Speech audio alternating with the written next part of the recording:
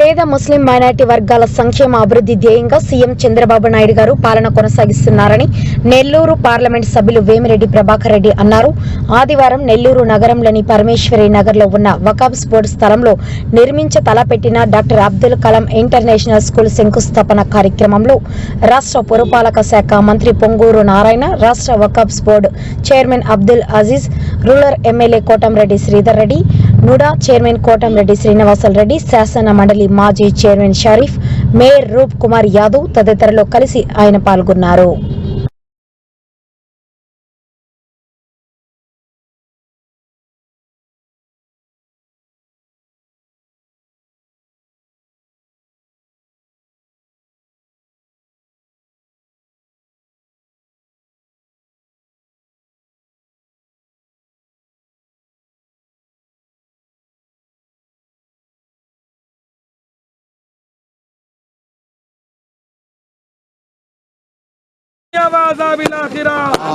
अल्लाह हमारे इस काम को अपनी बारगाह में कबूल फरमा।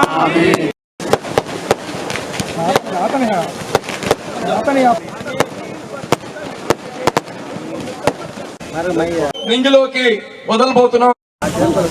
స్టేజ్ మీద ఉన్న పెద్దలు, స్టేజ్ ముందున్న మీ అందరికీ నా నమస్కారం.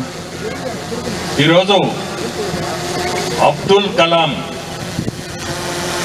డాక్టర్ అబ్దుల్ కలాం అనే పేరే మనందరికీ మనసుల్లో గుర్తున్న పేరు, గుర్తుండబోయే పేరు కూడా. అబ్దుల్ కలాం అనే పేరుని, డాక్టర్ అబ్దుల్ కలాం అనే పేరుని సెలెక్ట్ చేయడం అనేది, ఆ పేరు ఎవరు సెలెక్ట్ చేశారో ముందు వాళ్ళకి ధన్యవాదాలు చెప్పాలి. మంచి పేరు, ఇంటర్నేషనల్ స్టాండర్డ్స్లో ఇక్కడ ఒక స్కూలు కట్టడం అనేది మన మంత్రివర్యులు నారాయణ గారికి నిజంగా కూడా మంచి ఆలోచన. ఇది మంచి పని కూడా. మైనారిటీస్కి, పేదలకి, అందులో మైనారిటీస్ పేదలకి ఇంత పెద్ద స్కూలు ఈ స్టాండర్డ్స్లో ఇక్కడ కట్టడం అంటే చాలా గొప్ప విషయం.